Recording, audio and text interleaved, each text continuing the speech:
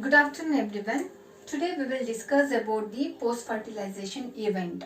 Before going to know that, we will discuss about some of the things. So last class we have discussed about the pollen pistil interaction and the double fertilization, right? So as I told, the pollen pistil interaction will help this. What will happen here? So they will recognize, right? So this pollen pistil interaction will have some advantages. So first advantages is the advantages of the pollen pistil interaction. So as we know that it is a dynamic process. It is a dynamic process. Why it is called dynamic process? Because what will happen, it will involves in the pollen recognition. So first of all, the pollen will recognize by the pistil, then only the deposition or the inhibition will be going to happen. So that is why it is called as dynamic process. So second advantages is nothing but they will help for the plant breeders. So how they will help in the plant breeders? So they will manipulate they have the ability to manipulate the pollen pistil interaction. So they will manipulate the pollen pistil interaction and they will get the desired hybrids. So they will get a desired hybrids. So that is how they will help in the plant breeders. So that is the advantages of pollen pistil interaction. Understood? Now as we are discussing in the classes, so about the pollen tube entry, right? So there will be a pollen tube entry. So if the pollen tube is entered at the micropylar end, we call as what? We call as porogamy.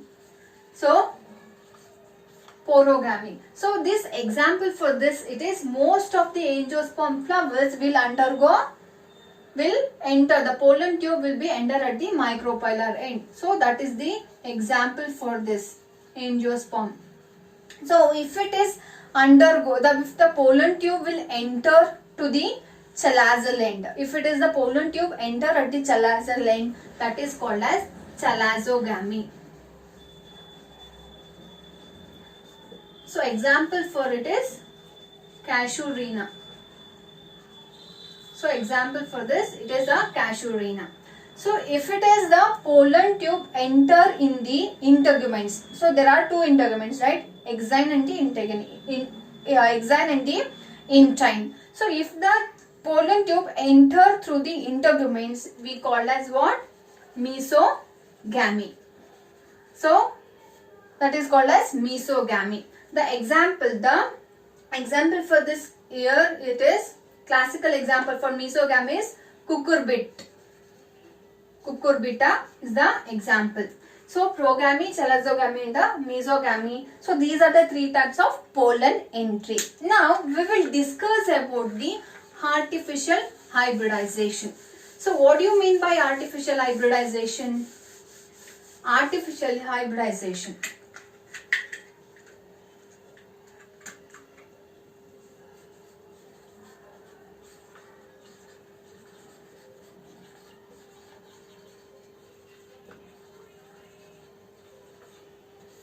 So artificial hybridization, here what we are going to get it, we are going to produce a desired characters. Whatever the desired characters we want, we are going to produce by this method. So it states that the definition of artificial hybridization is nothing but the crossing of two genetically different individuals. We are going to cross the two genetically different individuals to get genotypes by controlled pollination. We are going to control the pollination. That is nothing but artificial hybridization. So this artificial hybridization will help in the crop improvement. It is a one method where we can improve the crop. So how we can improve? Because we are getting a desired characters what we want, right? So that is how it will be improved in the hybridization. So in the crop improvement. So this artificial hybridization can be achieved by the two techniques. So this can be achieved by the two techniques. So that is, first one is emasculation and second one is bagging. So what do you mean by emasculation? So emasculation is nothing but what? It is a technique of removal of anther before dihyze. So it is removal of anther. So we are going to remove the anther. So what is anther? Anther is a female. Anther is the male reproductive organ. We know that it is a male reproductive organ. So here in emasculation we are going to remove the anther before it dehyes, and the pollen grain will be released on the stigma of the same flower. So as we are discussing in the mature anther, what will happen? It will dihyze. They will break up and they will release the pollen grain, right? So before that we are going to remove this anther. So that is the technique of the emasculation. So emasculation is nothing but the removal of the anther before it dihyes. So next is bagging. Here we are going to produce the desired characters, right? So here what will happen in bagging? We are going to cover the stigmatic surface of a flower by a cover or a bag or a polythene or a butter paper. So we are going to cover the stigmatic surface of a flower. Why we are going to cover the stigmatic surface of a flower? Because to control or avoid the contamination of unwanted pollen. So we are going to control of the unwanted pollen. Why? Because we are producing our own varieties, right? That is why we are covering. So this which is done by the crossing process. What do you mean by crossing process? It is nothing but when the stigma is mature, then they will attain the receptivity. By that time we are going to collect the pollen grain from the male plant. So from the male plant, what we are doing? We are collecting the pollen grain and we are going to dust it on the stigma. That is nothing but crossing. Then the flower is rebagged. So that flower is being rebagged and then allowed for the fertilization and the development. So that is nothing but the bagging. So what do you mean by artificial hybridization? Artificial hybridization is nothing but the crossing of two genetically different individuals to get the genotypes. That is nothing but artificial hybridization.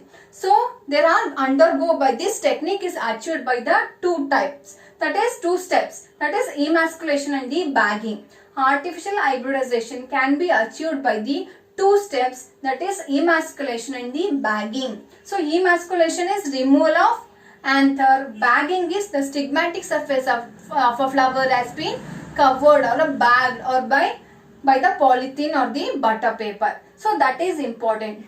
Here this artificial hybridization, they may ask for the 2 marks as well as in the NEET they may ask. So artificial hybridization, it is very much important. They may ask for the 2 marks. What is artificial hybridization? What are the 2 different techniques? Or they may ask for 1 marks. What do you mean by emasculation or what do you mean by bagging? It is very much important. So this is about the artificial hybridization. Now let us discuss about the important part of this fertilization, sexual fertilization.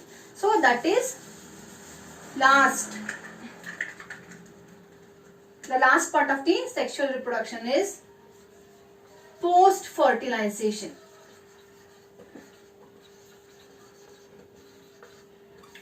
So post fertilization.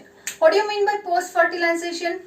Post fertilization is nothing but the process. What are the process going to happen after the fertilization?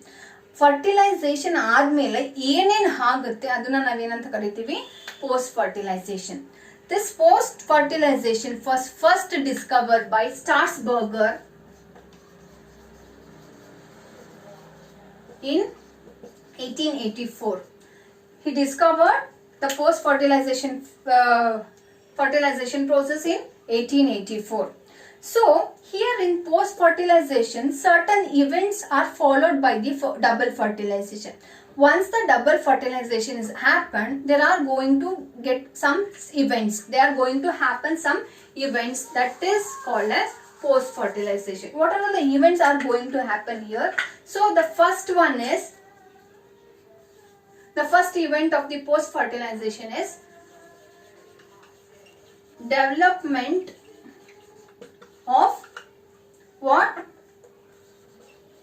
Endosperm from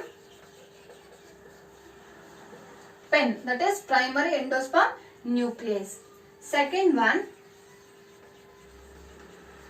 development of embryo from where the embryo has been developed? From the zygote. So these two events are very much important in the post fertilization, and this which is followed by the maturation of the ovules into seed and the ovary into fruit. So that is the two events which are going to take place after the double fertilization, and after these two events it is followed by the maturation of ovary into what? Ovary into fruit, ovules into seed. Understood? So we will discuss first with the endosperm.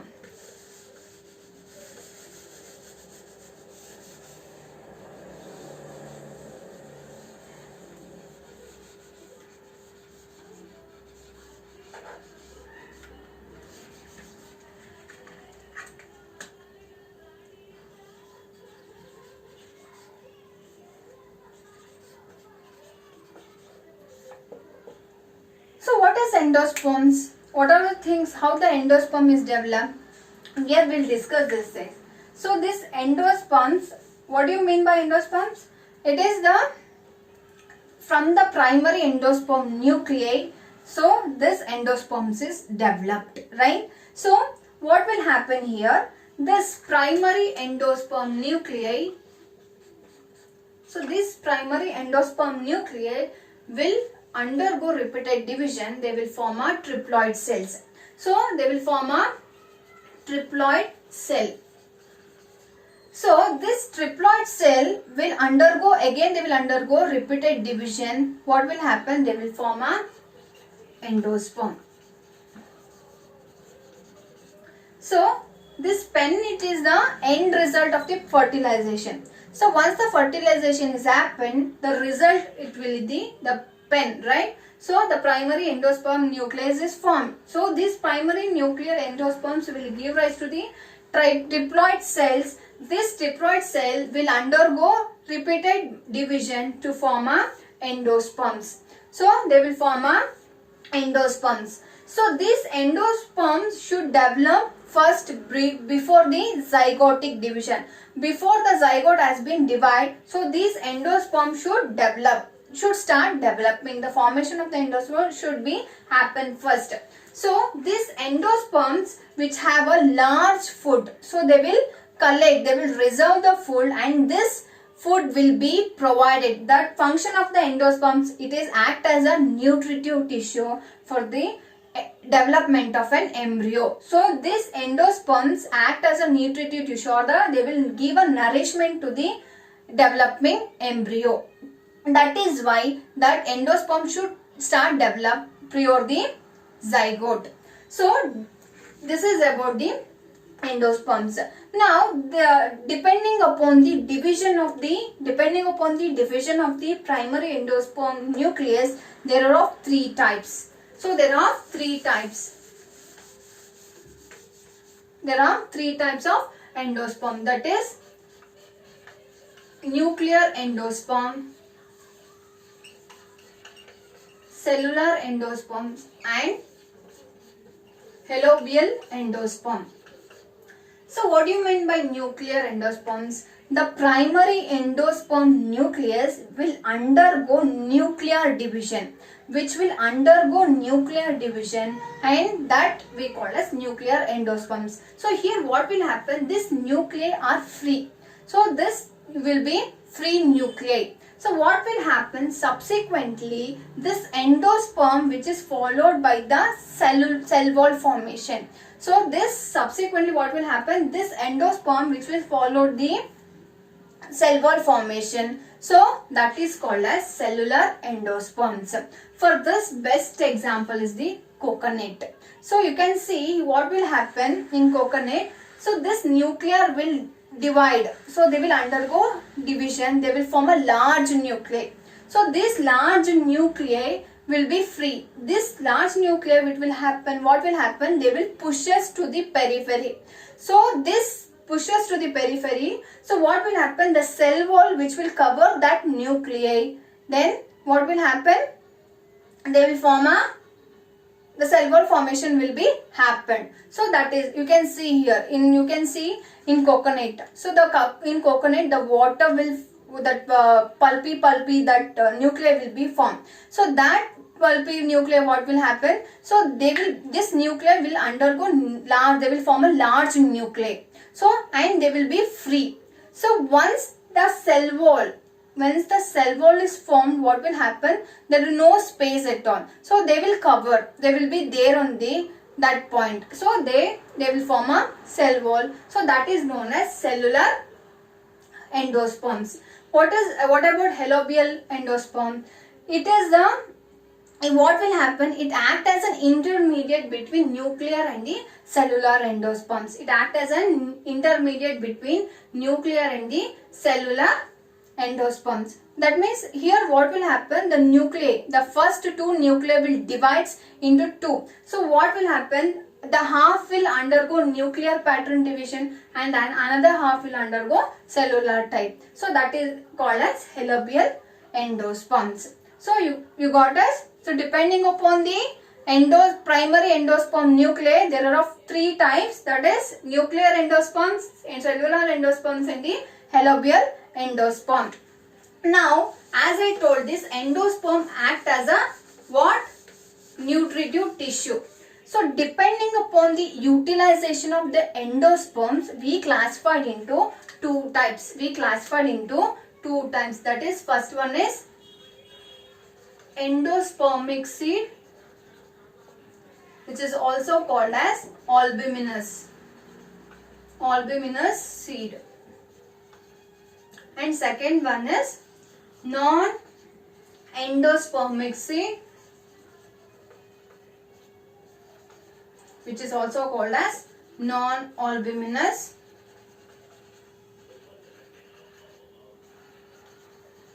seed. What do you mean by endospermic seed? So here what will happen? Some of the endosperm seed will retain. They will retain in the embryo sac. So they will retain in the embryo sac before the, what will happen? Before the embryonic development. So before the embryonic development they will retain. So and they utilize. So some of the endosperm seed will retain in the embryo sac and then it is utilized by the embryonic development before the seed germination. That is nothing but the endosperm seed. That is nothing but the endosperm or the albuminous seed. So in non-endospermic seed or the non-albuminous seed, it is what will happen? The endosperm seed, it is completely utilized before the seed germination by the embryonic development. So that is nothing but endospermic seed. So endospermic seed, it is nothing but some endosperm seed, it will retain on the embryo and embryo sac, which is utilized by the embryonic development before the seed germination. So that is nothing but the endospermic seed. So in non-endospermic seed is the endospermic, the completely utilization of the endospermic seed before the seed germination. That is nothing but the non-endospermic seed. So for this example is wheat, maize. So here what the example is pulses. So pulses, pea, groundnut, example for this. So that is about the endosperm. Now next class we will discuss about the development of an embryo. Before that we will discuss that what do you mean by embryo. So embryo is nothing but the sporophytic plant. It is the sporophytic plant with the seed, or we can also call it as it is a minute rudimentary plant contained with the seed. That is nothing but embryo. So embryo, it is the second. So second event of the post fertilization is the development of embryo by zygote. So it is very much important. So what do you mean by embryo? Embryo is nothing but what? It is a minute rudimentary plant contained with a seed. So that is nothing but embryo. So how this embryo will be developed, we will discuss in the next class.